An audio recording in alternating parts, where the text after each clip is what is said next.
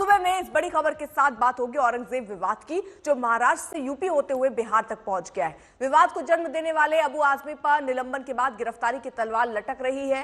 CM Fadnavis ने महाराष्ट्र विधान परिषद में इशारों में गिरफ्तारी वाली हुंकार भी भरी है।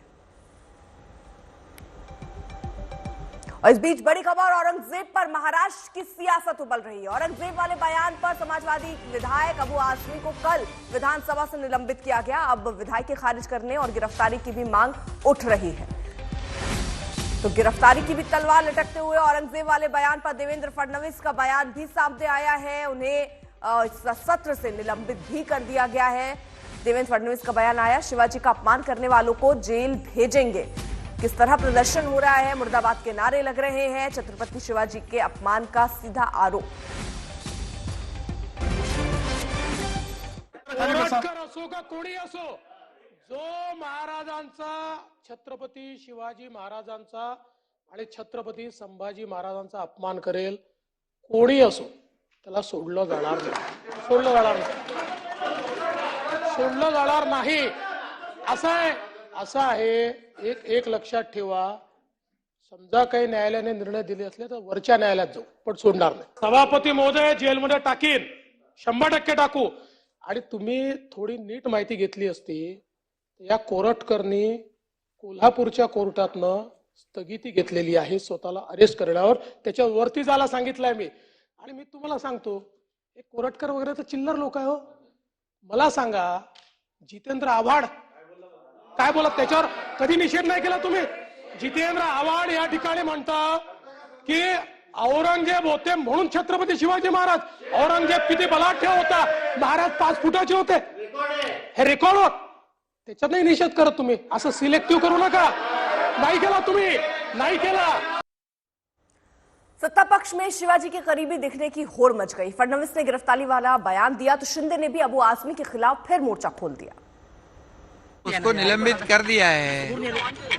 ये महाराष्ट्र की जनता की भावना को अध्यक्ष महोदय जी ने मानकर उनका निलंबन कर दिया है। छत्रपति शिवाजी महाराज जी का अपमान जो भी करेगा, छत्रपति संभाजी महाराज का अपमान जो करेगा, उसको महाराष्ट्र नहीं छोड़ेगा, उसको महाराष्ट्र माफ नहीं करेगा। अभी उनको ये इशारा दिया है, समझने वाले को इशारा काफी है, इसमें समझकर उनको समझदारी से काम करना चाहिए बस। इसके बाद अगर कुछ गलती करते तो महाराष्ट्र माफ नहीं करेगा। तो महाराष्ट्र में औरंगजेब बनाम शिवाजी की जंग में उद्धव ठाकरे गुट भी अबू आजमी के खिलाफ अब तलवारें खींचता दिख रहा है। अबू आजमी को निलंबित किया गया है, परमानेंटली करना चाहिए। कितने दिन के लिए किया है? बजट सत्र का क्या मामला होता है? वो 2-3 हफ्ता चलेगा, सप्ताह चलेगा, लेकिन परमानेंटली उसको निलंबन करना चाहिए। अखिलेश जी ने आपत्ति जताई नहीं, उनको जताने दो। हम पूरे महाराष्ट्र ने उनके खिलाफ आपत्ति जताई है, और अगर वो चाहते तो वहां से उनका चुनकर लाए। किसी को सस्पेंड करने से सच छुपता नहीं है, ऐसे अखिलेश यादव ने कहा। सच का मतलब क्या है? सच वो जानते हैं। देखिए, आज दिन कैसे आ गया है कि यूपी के सीएम वहां से बोल रहे हैं, लेकिन हमारे सीएम 2 दिन लेते हैं कार्रवाई करने को। हमारे सीएम पे ऐसी नौबत आ गई है कि जब दिसंबर में किसी की हत्या हुई थी, कल फोटो आने के बाद एक मंत्री को इस्तीफा देना पड़ा। योगी जी शायद अलग करते बुलडोजर बेच से, लेकिन ये सीएम किस पार्टी के हैं, कौन सी विचारधारा के, मुझे पता नहीं। हमारे सीएम पे ऐसी नौबत आ गई, ऐसे समय आ गया है कि उन्हीं के पक्ष के 2-3 लोग छत्रपति शिवराय का अपमान करते हैं। शायद यूपी में उनपे बुलडोजर चलता, लेकिन यहाँ तो लाड प्यार चल रहे हैं। तो सीएम में अंतर होता है। तो महाराष्ट्र में समाजवादी पार्टी के विधायक अबू आजमी ने पहले औरंगजेब पर विवादित बयान दिया, सियासत गरमाई तो माफी मांग ली, लेकिन अब विधानसभा से हुए निलंबन पर वो भड़के हुए हैं। सब गलत हिस्ट्री दिखाई जा रही है।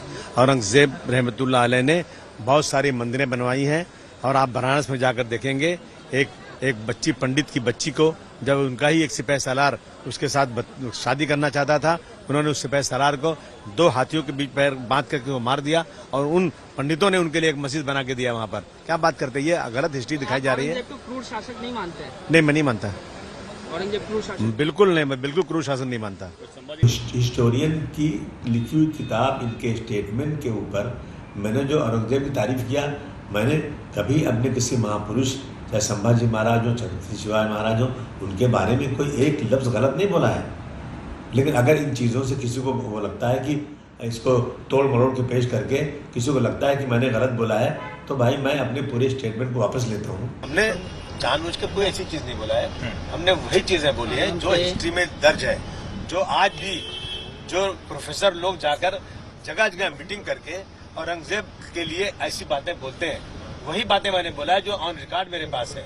उन बातों को बोलना अगर इतना बड़ा गुनाह है, तो जो लोग इसी बातें बोल रहे हैं, जिन्होंने किताबें छापी है, उन पे कौन सी कार्रवाई हुई, उन पे कहाँ किताबें कहाँ बैन कुछ किया गया। मैं समझता हूँ कि ये मनमानी इस तरह से निर्मित करना वास्तव ठीक नहीं। अब मैं बात करूंगा, स्पीकर साहब से बात करूंगा, कौन से रूल्स आपने मुझे किया है, फिर जो इसके रास्ते होते हैं वो देखूंगा, कायदे से उसका हाँ जो भी देखता हूँ, इस बात मुझे बुलाना चाहिए था और सफाई मौका देना चाहिए था।